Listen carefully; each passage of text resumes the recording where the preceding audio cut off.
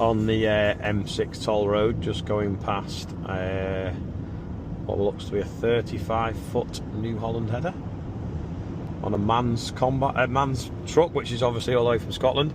I'm heading to Hatfield, which is near London, Hatfield House. So one of the farms that we farm is rented off Lord Salisbury, and we have a tenants conference coming up, so I'm on my way to that. Just arrived at Hatfield House, been putting some cream on. It is absolutely scorching, and the grass in the field over there looks pretty dead as well. We'll see what's going on. Looks like they're doing some filming because there's little signs up saying "to the set." So I don't know what they're filming. Guess I'll follow them signs. It's like a church in the grounds as well. It's so hot. It's 31 degrees now. It's like a city in here. They're filming, so they're putting all their mats down. Proper that, innit?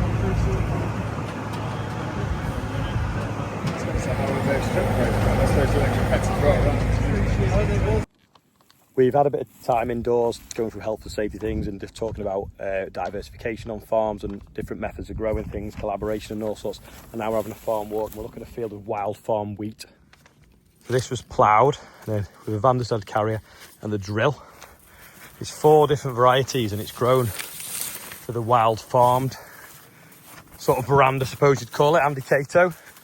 This is wild farm bred. So this is 4 different establishments methods. So this was the ploughed bit. And then we've got the next one. Look at my sheet of paper. Is just done with a tine drill. Not a vast amount of difference, to be honest. Looks odd, doesn't it? Because you've got some wheat down there that's one variety, and you've got this at the top. It isn't Skyfall, it's one that's related to it. I've forgotten the name. There's 4 different blends in this field. We've all been in them. Trailers obviously coming up here.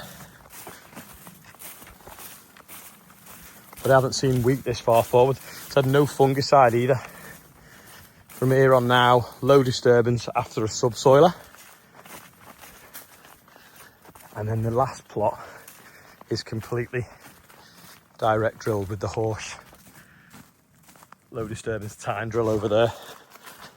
That's where the spray has been going in, must be a trail sprayer. Because it's got many wheels. So now, I think this is the... In fact, you can actually see some compaction. You see it's a bit up and downy. That will be because it's been direct drilled. Might not make any difference to yield, but you can certainly see it stunted the plant growth. Probably because it was so wet last year. There you go, direct drill with Dutch openers. But yeah, it looks good considering it's had no fungicide. Have a look at the drill. There you go, there's the coulters there. That's converted, I think, from a standard drill. Some nice hay caps.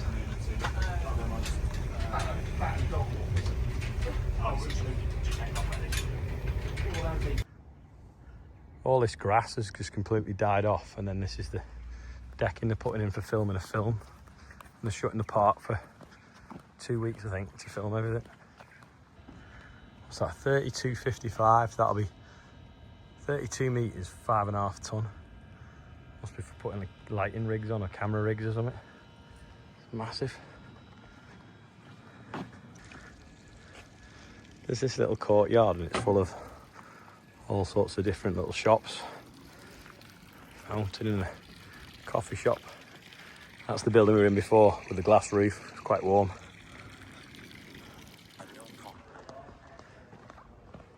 You see why they use a film set here, because everywhere you go it looks totally different. And that's like a chapel, I think, on the back of the main house, which is over there. That's the Tudor style houses, and that is a massive crane with some sort of rig on it for cameras or lights for filming something tomorrow, I think. There's a guy been doing the car park, sat under that for shade, but look where the shade is now.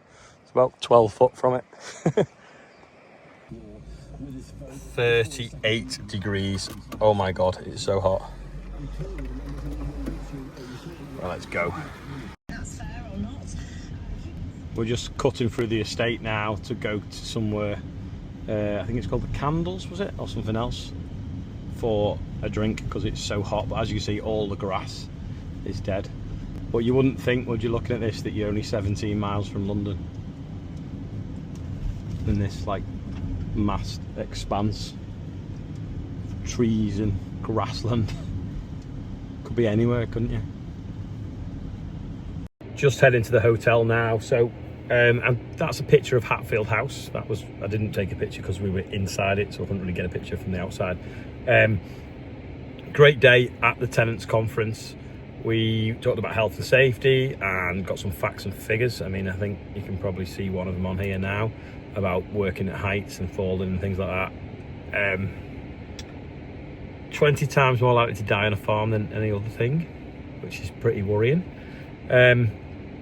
But equally, that we have improved our health and safety. One of the big ones is falling from heights and getting mauled by livestock. Thankfully, we don't have any livestock, and also we have a cherry picker, which hopefully helps the job a bit, and everyone should have one because the ladders seem to be very dangerous.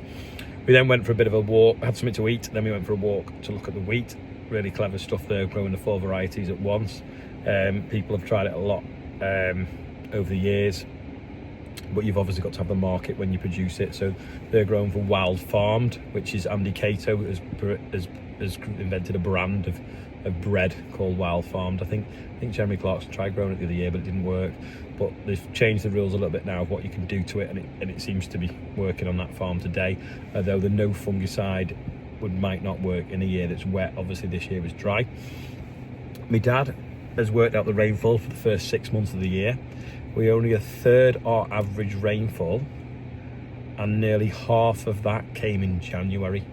So that basically means since February it's pretty much not rained at all. I mean, if you take January off as an outlier, what would that be in?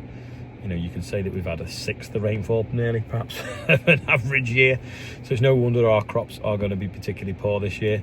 Fingers crossed that the ones that are growing still now will be developing more, because we have got some warm, wet weather. The lad said it's actually drizzling there today, but here it says now it's 31 degrees. When I got in the car it was 38. When I started moving it was 36. So maybe it was just heating up where the sensor is in the grill. But when I started moving it and got airflow, that was why it was 36. But yeah, still 31, and it's 7 o'clock at night. So I'm going to go and check in a hotel up the road now, and then I'm going to have a quick mooch around Groundswell tomorrow, which is a regen, shall we say. It's like cereals, but for regen farms. I went about 5 years ago. It's pretty cool, but got around it pretty quick. Went with Bill and Joe. Annoyingly, I was on my way from one meeting to another meeting and followed a load of cars through this village, and as we thought we'd come out into the national speed limit, the speed camera flashed all 4 of us, and we ended up with speeding tickets, which was slightly annoying and put me off going to Groundswell ever again, because then I had to spend a day doing a speed awareness course. Anyway, I'll go and find the hotel that I'm staying in and get something to eat and edit what you've just watched. Here's a little update of how Andrew and Liv are getting on the bike and Tractor Ted. We've just had to do a quick repair to poor Ted. Material just ripped here when I was turning. I was reversing out of this car park and just caught the material, so little repair. Go to the back of the tractor. I think we might have a bit of a squashed cone here. Oh yeah, nearly. Might be salvageable. Brownie points. And then, yeah, so we've just reattached it under the chassis again. And then also we had a wire that fell and got caught, but back in top condition now. And look at these views, absolutely amazing.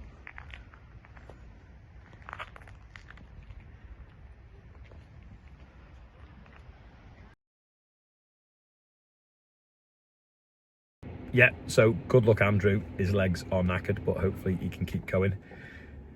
Ian's on the birthdays, here they are.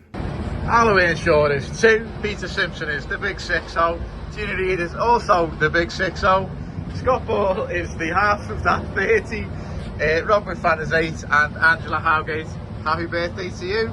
£92,190 for the North West Air Ambulance. Cheers, Ian. Anyway, that is all for today. Thanks for watching, and I'll see what tomorrow brings. See you later.